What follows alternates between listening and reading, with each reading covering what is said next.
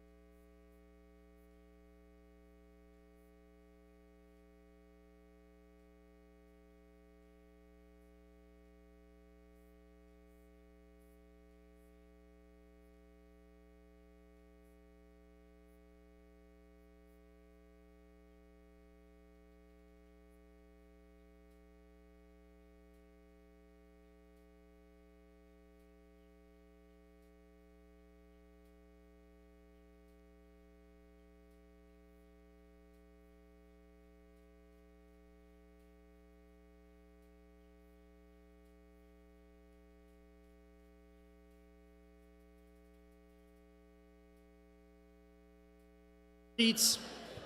Hey, can everybody grab their seats? We've got the next live stream about to start. If you have a conversation that you want to continue, please either take it outside or to the back of the room, but we want to bring the live stream audience in here.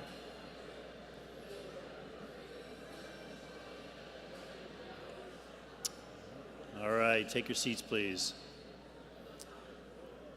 Okay, I think Dan and Catherine come up here.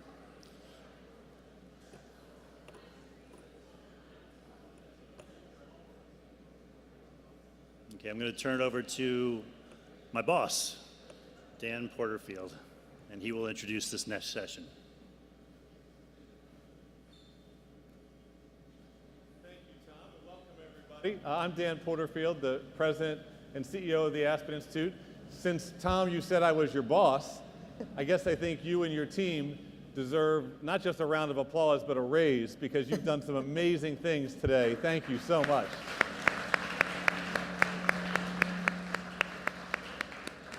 And we have a great time at the Aspen Institute trying to think creatively about how can we together activate the country in order to drive change towards a more free, just, and equitable America. And all of you are a part of that journey, and youth athletics and youth opportunity, education, inclusion in the economy, the chance for children and youth to develop the greatness inside of them is dead center, a part of our mission. And thanks to Tom, I think we're doing it in ever more creative ways. So thank you all for being here. I also want to call out for a second my close friend, John Thompson III, who's here in the front row, second row, who I worked with at Georgetown. John, thank you for being here today. So Project Play is a multifaceted effort where we're working across all kinds of sectors to identify gaps in access and quality of opportunity in sports for young people. We're trying to empower leading organizations to lock arms together to build strategic plans to get more kids up and active and playing, developing all those qualities of leadership, of confidence, of being able to engage with others and be a teammate that sports can engender. And it's all about doing it in a way that supports the social and emotional development of young people. Not just out there teaching them to be junior Olympians because we love sport, but to really cultivate in young people that holistic development, that flourishing of the spirit and soul that you can get through well-structured athletic opportunity. And that's what Tom and his team have stood for. Well, Title IX is our friend in this endeavor, because Title IX, which we celebrate 5 decades of implementation and change, is both a law and an idea. And both matter, but it's reshaped so many aspects of sport and of society and of how we understand each other and talk to one another and the questions we bring to new opportunities that present us. Title IX has given us a new vocabulary, a new set of values, a way of having equity centered at the very beginning of our planning and expression of our hopes and our dreams for our young people and for our educational experiences. So we're lucky because we have a 2-part session here, but the first part I get to be a part of with Catherine Lehman, who is the lead official implementing and enforcing Title IX policy across the federal government. And Catherine, thank you so much for being here with us. Thank you for having me.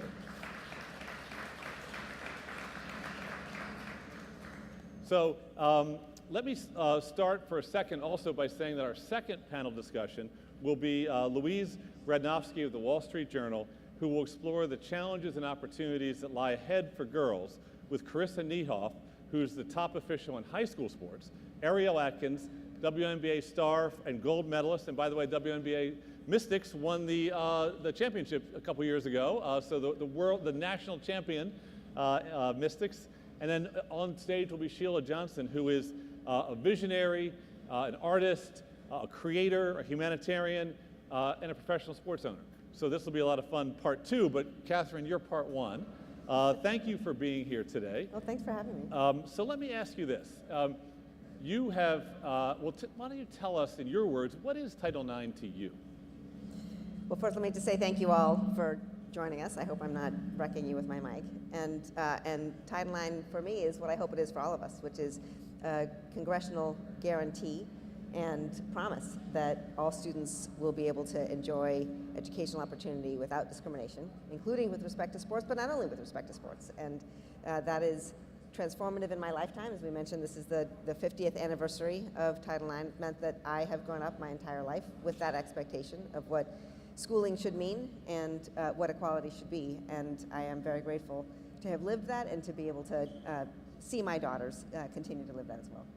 Thank you. I was teasing Catherine, since her Wikipedia site, like all of ours, I guess, does have her birthday. She is a Title IX baby, 1971. You just beat Title IX by a couple months. Thank you for outing me. Yeah. I appreciate it. I think it's fascinating that so you went to Amherst, then I think Yale Law School. That's right. You obviously have a passion for civil rights, period. How did your own personal journey, how did you come upon Title IX as the kind of lever you wanted to be pulling to drive change towards justice? Well, Title IX came to me. I mean, you know, I feel like I'm wrecking you all hearing me. I'm sorry. But we could put you at the, I don't know, Tom, if you want to make a change, we could put Catherine at the mic there if that would stop the, yeah. Oh, okay. all right, they're on it, everybody. Okay. So Title IX came to me. I was born a year earlier than Title IX is, and I have been delighted to be able to enforce it among the other laws that I enforce in the Department of Education. Thank you. Is this better? No. Can you hear me at all now? Yes? Okay, good. And it is my delight and pleasure to be able to enforce Congress' promises about what civil rights should mean in schools across all of the jurisdictional areas that we have. So it is a thrill to be able to benefit from and enforce it and to see the equality in schools that has been part of our national promise for my entire life. Yeah, one thing that's pretty amazing is just looking at the numbers. In 1972, there were something like 300,000 girls playing high school or college sports, and now today it's 3 million. You know, at least. I mean, just to say, it was just under 300,000 playing only high school sports. Oh, was it? And okay. Yeah. we've seen a 1,076% increase in that time. And I just want to say that statistic because that's amazing in the change in these 50 years. What does it mean for people? So we get that it's made a sea change in how we looked at opportunities for athletic participation. There's more to Title IX than that, but stay on athletics. But what is the value of that? Why is that good? Well, we know the benefit of sports, right? We know that, that most of the CEOs who are women were athletes and played sports. We know that people participating in teams helps them prepare for democratic participation and for citizenship. And being on a team teaches you about yourself, teaches you about perseverance, teaches you about helping other people. I mean, there's so many benefits that people who love sports get from sports and getting to be able to participate. And when we were as a country excluding women and girls from that opportunity, we were excluding women and girls from their full development and full realization of who they could be. And so the major transformation that we have seen in this time is a transformation in who we are as a people and who we are as a country and the kinds of expectations that we set and the opportunities that we offer to all people, including the women and girls who've been able so much to benefit in this time of these 50 years. So I've had my own great experiences through athletics. As an athlete when I was younger, as an educator at Georgetown, fact, I had the privilege of overseeing athletics my last 3 years I was there, and 1 year partnering with John and being the interim athletics director. Then I became a college president where I was responsible for compliance with the law, across the whole institution. And Title IX had all kinds of impacts in very positive ways. Yes. I mean, John, for example, was responsible for building an enormously important facility for athletics at Georgetown. And everything in the women's part of that facility is exactly the same as in the men's part of the facility. He designed it. And we never had a Title IX conversation. He just did it because it was the norm. Right. And I think that's so inspiring. It's amazing. Yeah. It's amazing, right? That we change what we understand about expectations. We change who we are and the expectations that we set for our communities when we actually have equity in mind, and when it becomes not a thing that we have to wait for me to come and enforce, but because it is what we expect. So I want to come to the questions about education and enforcement in high school sports, but for a moment, let me ask a question about colleges, because I was a college president, and in 2013, a sort of legendary Dear Colleague letter was issued that set the expectation for colleges and universities that we needed to develop a much stronger set of a comprehensive approach to identifying, preventing sexual misconduct, to addressing it through our campus processes, through supporting survivors. And there's a lot of attention on that theme since that time. I would say as a college president that something that's maybe not talked about as much is that actually across the country, if you looked at the 3,000 colleges and universities, there was, before 2013, an extraordinarily sort of decentralized, uncoordinated approach to sexual misconduct. There was no coherence or standards that ran across the country. You had some schools that did nothing. You had some schools that had a colleague wasn't appropriate for conducting hearings, doing them. The educational sort of model of promoting awareness about misconduct was completely inconsistent. And though implementing it was no doubt at the national level quite a challenge for you, I would say a huge benefit that I saw was that everybody raised their game over those years. Not that it was easy or fun, but the game has been raised, and it's much more professionalized, if that makes sense. It does. How do you feel about that, and where does that issue stand today? I'm so grateful to hear you say that, and I think it's so crucial, right? I mean, what you're describing is in excess of 4 decades after Title IX had made the promise that we should be seeing equity in all aspects of women and girls' experience in schools and boys and men's experience in schools. And we had, the Office for Civil Rights had, as early as 1981, started enforcing Title IX to include sexual harassment and sexual assault in schools, but we hadn't seen the kinds of progress that we needed to see in the country. And that is the story of America, right? That we have beautiful promises that we struggle to achieve, and it was well past time. And it is well past time now. So I'm grateful for the transformation. I'm grateful that so many people understand Title IX to apply to all aspects of sex equality, and including with respect to sports and with respect to sexual violence in schools, and for the progress we've made. And there's so much more still to be done, right? We still have students who are not experiencing what is their right, what Congress has promised to each of us, that no person shall be subject to sex discrimination. So, I'm looking forward to more progress as well. Thank you. Yeah. So let's turn now to sports again. What do you think are the challenges that we together need to embrace around education and enforcement of Title IX at the high school level?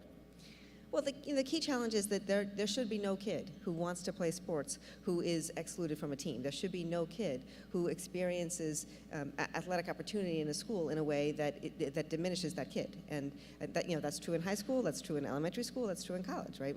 The promise is that the educational programs and activities should be offered on an equal basis to all. And what we see in our enforcement experience at the department continues to be schools not offering girls and women the same kinds of opportunities. And they're really concrete ways, right? That we see softball fields that are uneven and pockmarked, and whereas the boys' baseball fields are terrific, or we see locker rooms that are not well equipped for the girls, where they're phenomenal for the boys, or the playing time will be unequal, or the Friday night games or the Saturday games are for the boys but not for the girls. Those kinds of opportunities that communicate to kids that you are less valued, that you are not for whom the school is offering opportunity, and that's against the law. That's what we want to see changed. Yeah, so What should we expect, if anything, in changes that may come out over the next period of time in this area? Well, I hope we will continue to see more and more progress. I mean, I talked about what I think is amazing and transformative in these first 50 years of Title IX, where we see so many more girls and women playing, so many more girls and women participating in schools, and we still have quite a distance to go to make sure that all of our schools are meeting the interests and the abilities of all of our potential athletes. And so, it is my job to make sure that schools do their job to live up to Congress' promise for kids, and I hope that we will continue to be very successful in that effort. Are there more tools that we can create to help schools to do that, you think? Well, sure, there's more tools. There's also just more commitment for all of us, right? Title IX is the law. It's enforceable by students, parents, families. It's enforceable by leaders at schools, as you described your experience at Georgetown of just building the facility so that it's right, offering the opportunities so that they're right. If we all are committed to an expectation that every kid who wants an opportunity should be able to receive it in school, that is actually the way to be leaders and to offer school opportunities. So my hope is that it's the common parlance. It's the way that we all think. It's the drinking water that we all have. And so, when a kid says, I think there should be a softball team at my school, or field hockey is important to me, I want to be able to play, that should be an offering, and that should be available for all the kids. Sometimes good goals come in tension with each other, and that, of course, is, everybody's job is to manage those moments. It's not your job to decide everything. It's for our job to manage when something that we want to do with boys, we need to do with girls, or we want to do with girls, but we have to do with boys. And sometimes you probably hear people expressing anxiety about that. How do I know what's right? So how do you deal with that? Well, we try to be really clear about what's right. So we've put out a bunch of guidance, and we put all of our resolution agreements up on our website, and so people can see how we've applied the law to particular facts. They can see the ways, the questions that we ask, the information that we think is important. We try to be really explicit and clear on our website, and in moments like this, in conversations with technical assistants to schools, to share what the law is and how to make sure that you're satisfied. Because most of the time, when we see noncompliance, it's not typically because somebody was actually trying to hurt a kid. It's typically because somebody didn't know. And so we try to make sure that people have the information, are able to comply, and then are able to do the things that we want for all of our kids in school. Thank you. Thank you. So we're pretty excited about something that we've done. Project Play has just released a school sports playbook with a number of recommendations, including those for the Department of Education. One of those is for DOE to create or endorse a survey instrument that any school can use to demonstrate compliance with Title IX while gleaning additional insights critical about student interests. I think you might have had a chance to glance at the playbook. Shameless self-promotion, but what do you think? Well, first of all, I love the idea that schools should be interested in what it is their students are interested in, and figuring out how to satisfy that. And that idea of a survey of finding out what kids want and what they're able to do, then to figure out how to meet those needs, that's crucial to the way that we enforce Title IX. So I think that's a really critical first question. So often schools will say, well, we didn't think anybody wanted to play. Well, you don't know if you don't ask, right? So we should find out what are the sports that kids are interested in, and is there a team that they could play against, and can you as a school community satisfy that interest? So one of my greatest privileges as an educator has been to support students and families in their journeys, whatever that journey may be. And some of the most meaningful relationships I've had with mentees have been with students who are transitioning their genders. And I'll spare you the stories, except to say that if you've even helped one student or one family, you become a witness to what many students and families are experiencing, and you want to be supportive. So now you've got a pretty interesting and hard challenge that's getting very politicized coming to you as you think about how to issue the new Title IX regulations that address gender identity as a protected category and prevent schools essentially from keeping transgender girls off of girls' teams. I'm not sure I'm framing the question right, but what can we expect on that topic? Well, as you all may know, the Department of Education is in the process of evaluating our existing regulations, which is the rules implementing Title IX, and evaluating what, in addition, we should say. So I don't have an announcement about that today. We don't have those out yet. But the department in this administration has been very clear about the opportunities for transgender students in schools with respect to sports and across all aspects of schooling. And you know, just to not bury the lead, the department has issued a notice of interpretation of Title IX that explains our view is that the rule against discriminating on the basis of sex includes a prohibition on discriminating on the basis of sexual orientation or gender identity. And in court, in litigation, we have taken the position that schools cannot have a categorical ban on transgender students' participation in sports. It violates Title IX. So those are very, very clear rules, and I think it's important for all of our school communities to understand every student has value. Every student is protected by the law. The text that Congress wrote in Title IX is that no person shall be subject to discrimination, and there's absolutely no question that transgender people are people. So they are protected by the law, and we and I are prepared to protect them. How do you make this kind of decision?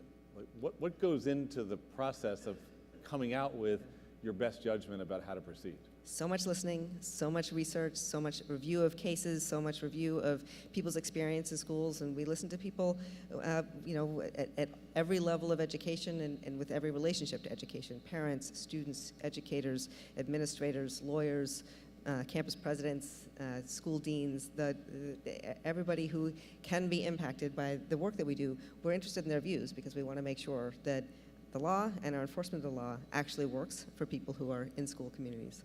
Well, we want to thank you for all of your commitment as a civil rights leader and a public servant to trying to create an ever-evolving understanding of equity and to ensure that it's enforced. Please join me all in thanking Catherine for being here with us today.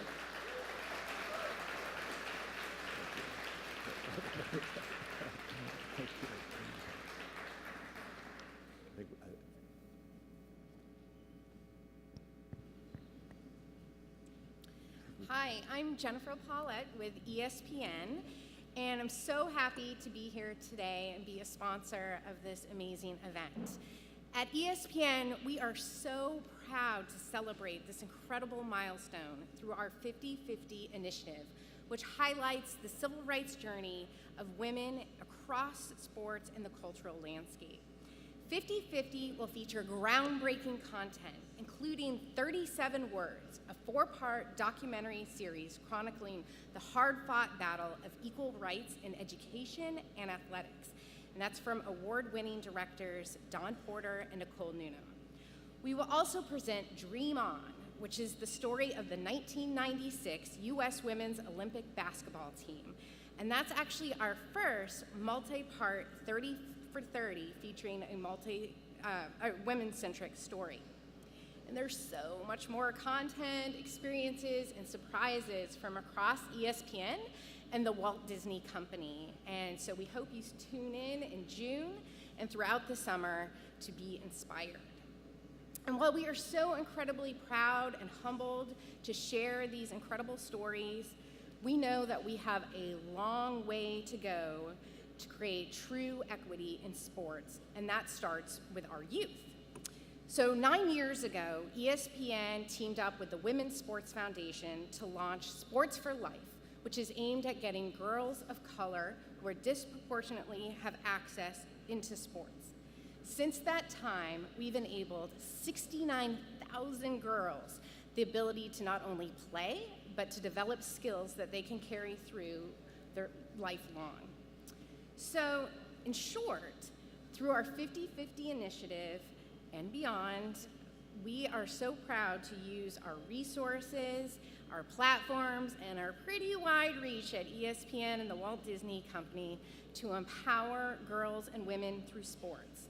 Our commitment to elevating women in sports is unwavering, and that all has started with 37 words. So I'm just going to show a quick video of how we get inspired by those 37 words.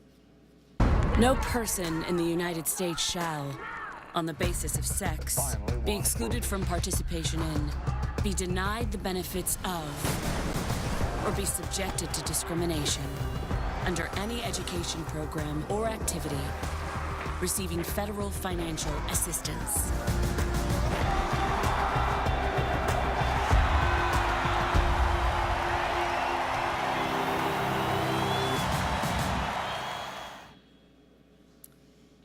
There's lots more where that came from. It's my distinct honor to introduce the next panel. The commitment of this distinguished panel has also been unwavering. They are true game changers that have set the stage for the next 50 years and beyond. Please help me welcome Louise Radnofsky with the Wall Street Journal.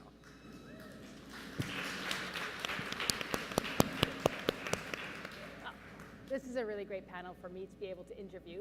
Hopefully I can ask some of the questions that you guys might have as well, but a really great opportunity to talk a little bit about how we got to where we are with Title IX and what the next 50 years will look like. So I'm excited. I wanted to start by asking Carissa and Sheila and Ariel a little bit about when they first encountered Title IX. This is the bit where we look backwards right before we look forwards. And I think I'm going to do this in chronological order. Sheila, can you tell me when you first encountered Title IX? Well, first of all, I want everyone to understand I'm the oldest person up here. So, well, thank you so much. I was always, I never was part of Title IX because it was way back in the 60s and the 70s. I was always a cheerleader. I was a cheerleader in elementary school, junior high, high school, and then at the University of Illinois. So when I graduated from Illinois in 70, Title IX started in 72. And I do remember the day that it was announced and when it all happened, and I just thought, this is really terrific. I mean, we're now going to be on an equal playing field with the men. Well, it was very controversial, and if you really go back and do a little bit of investigation, it created a lot of problems with a lot of fathers who had their boys, their young men, they had real plans for them to get into pro sports and everything. But what was happening, it was taking money from all of those other programs that were in the schools. So it was a little bit of an uproar, and I do remember it as clear as if it was yesterday, and how we always had to deal with these issues. And there were fights that broke out in the high school, not fights, but arguments among families, you know. And so then the money had to be distributed through other programs. So I think it's kind of worked its way out, but there's still some issues. The Title IX needs to be re-examined.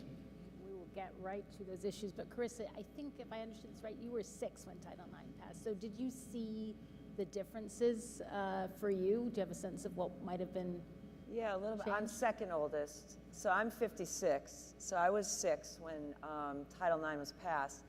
And I don't know that I encountered it really until sport kind of started to get serious. I had opportunities in high school, but there was the girls' gym that was old and creaky and the boys' gym that was new. We were just happy to play. And then I was privileged to be able to play a Division I sport on scholarship in college, field hockey. And USA Field Hockey's here, my good friends.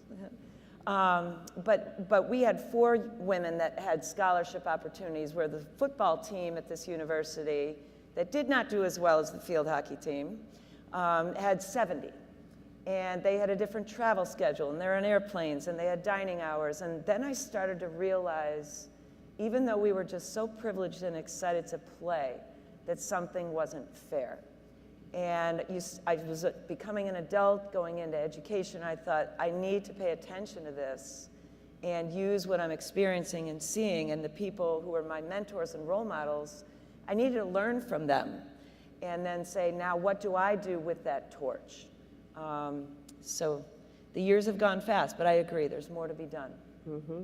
And Ariel, everything was solved by the time that you started in school, right?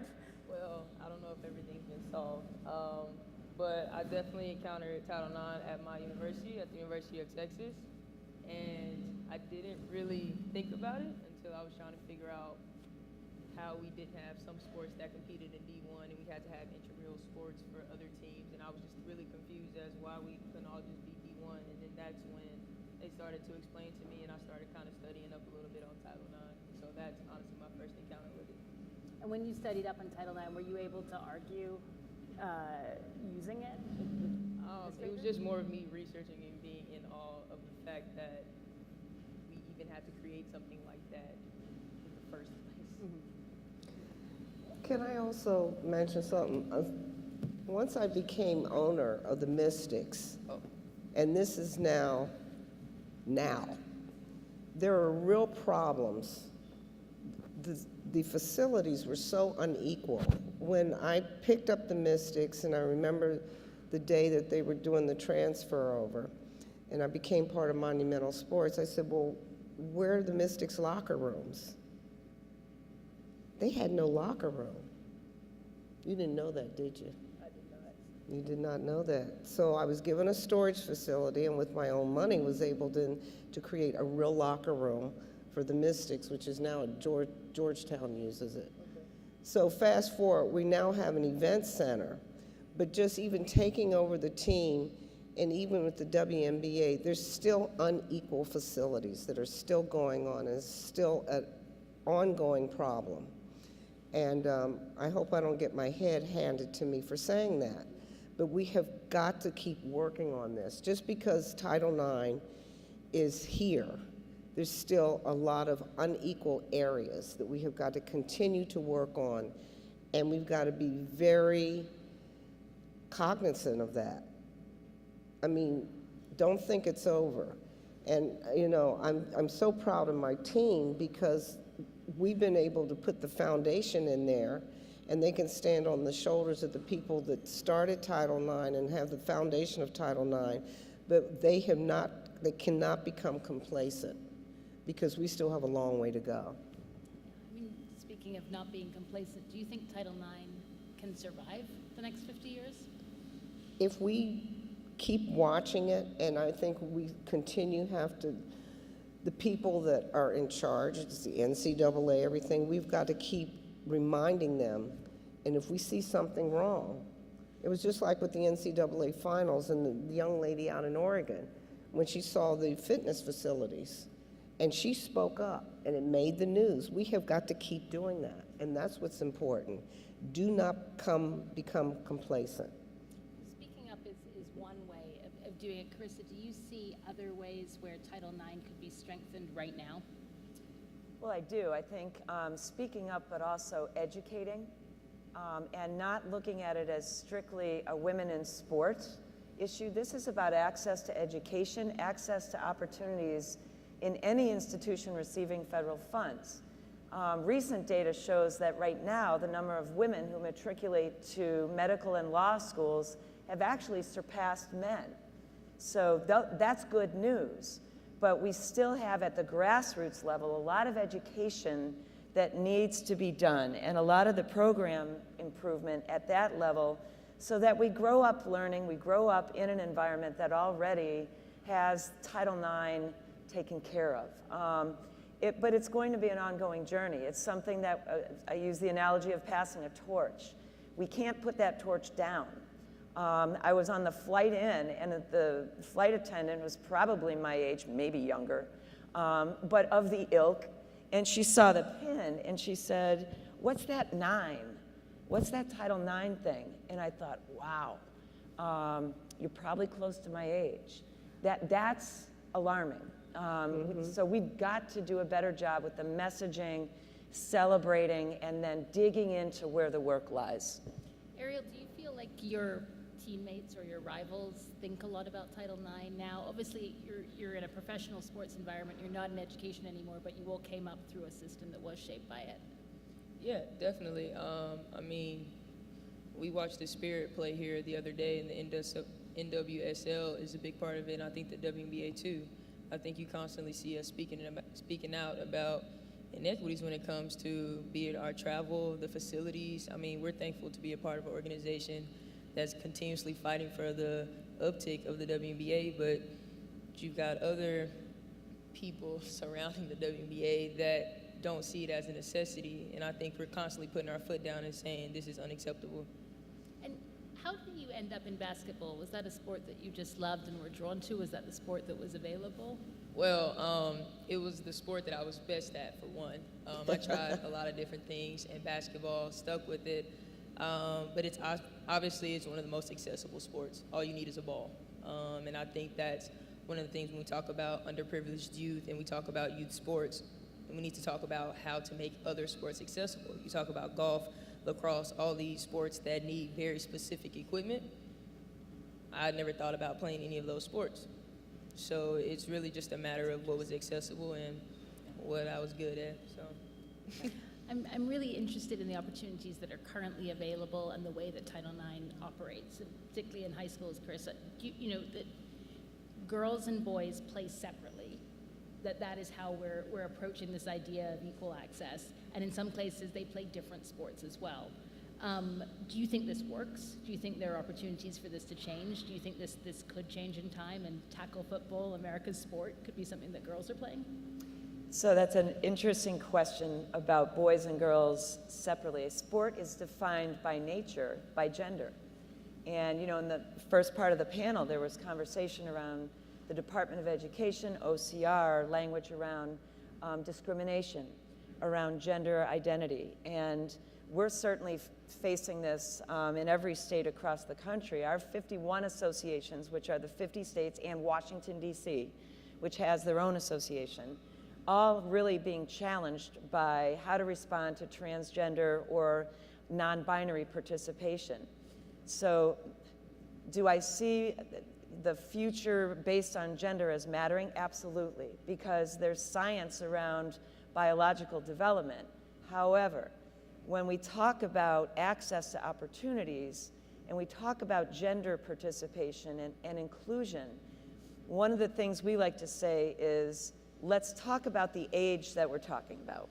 If we are a youth-based organization, a scholastic-based organization, then let's talk about 14-year-olds. If we are an elite professional organization, let's talk about 24-year-olds. They're not the same. And then let's talk about the purpose of our activities and why we want these activities to be available for kids. All kids access to something. Let's talk about the broader picture of some of the other data that we're aware of about the growing up experience and the challenges that our minority populations face. So it's complicated to say boys are in boys sports, girls are in girls sports, and it's based on gender at birth. And wait a minute. And let's talk about age and stage. I know working with a number of national governing bodies, I sit on 3 of their boards of directors, football, basketball, and field hockey. And one of the things that they're challenged with is defining elite talent, because we have U16s and U18s and these folks representing our country. Yet we also have one state where a 16-year-old cannot play because they're transgender and one that they can. So what happens when you cross a state line? You represent your nation, but you can't represent your high school. So it's really complicated. We are seeing, hopefully, a regrowth in intramural opportunities. I love what Project Play and the Aspen Institute is doing through the Playbook, and in looking at those 8 plays, growing more club opportunities, co-ed opportunities, things that look to engage kids first. And I think we'll work it out eventually as the science becomes richer and we really understand what the level of participation is about. But when we talk about youth sports, high school sports, I think it's a complex discussion. And I do think as long as we increase opportunities, be they co-ed, be they single gender sport, based on a number of things, we can grow sport and continue to have something for everyone. Well, hitting fast forward a little through the complicated process right now of hitting fairness and inclusion at the same time and hoping that people of goodwill can chart a path through, getting to the sort of the fun part afterwards, do you see, and Ariel and Sheila in particular, do you see the sports on offer changing in the next 50 years? In your day, Sheila, it was cheerleading. And then all of a sudden there are these other sports available. Do you think that Title IX 50 years from now involves sports that are either operating under different rules in order to allow people of all genders to play together, or that just the sports programming on offer is different because kids 50 years from now are going to be different in what they want? Well, I just want to talk about something that I see that's changing. There are so many schools that do not have physical education anymore. And so you've got all these club sports that are operating outside the schools. And I think what's happening is then those clubs either become all white, and people from underserved communities are not part of this anymore. So you're starting to see a racial gap in sports. And I think this is something that we got to keep looking at. And I know through Monumental Sports, we're very cognizant about this huge racial gap that's starting to happen. Because you go out in the suburbs and there's soccer fields, there's Little League and everything. You don't see anybody of color on this. And it's because something is happening in the schools where they can't afford gym. And so the parents are paying good money to then have their kids play in these private clubs. And this is really creating a racial disparity that is going on across this country. And I know with monumental sports, we do reach out in underserved communities. We've got hockey leagues going on. We do youth basketball, AAU and everything, but you're starting to see a lot of that. And we need to pay attention to this because I'm very concerned about it as a sports team owner. Do you think there's a regulatory fix in addition to private business? Is there a way that the government can get involved in this? Yeah, they need to put more money back into the school system. Amen. So that they can bring physical education back in there. But it's just not happening. So you're going to see these racial disparities that are going on. I was asking Ariel earlier, did she run into that in Texas? And she said no, right? No, go ahead. Yeah, we were talking about it up there. I never even thought about physical education not being in schools. And so I asked her, I was like, so they just go to class all day? And she's like, well, Most of them did. When I was growing up, we had physical education every single day in the school, but it has really disappeared, especially in the urban school setting. What was the physical education like at the time at an elementary school level? Was it what you would consider to be high quality or entertaining? It was high quality. I went to a large school system just outside of Chicago. So we ran track and we had swimming classes and we did a whole lot of things. But then I've gone back to visit it and it's gone. And it's all because of money. So this is an access to sports for everybody or for children of color in particular. Yes, and I think we need to re-examine that and see how we can get physical education back into the school system, especially public school system. Private schools will always have it, but I think in public schools you've got to get it back in there. And if it is coming back, would you like an Ariel too? Would you like to see this come back in the same, or would you like for physical education in schools to look different in addition to being properly resourced? I'm not quite clear where you're going with this.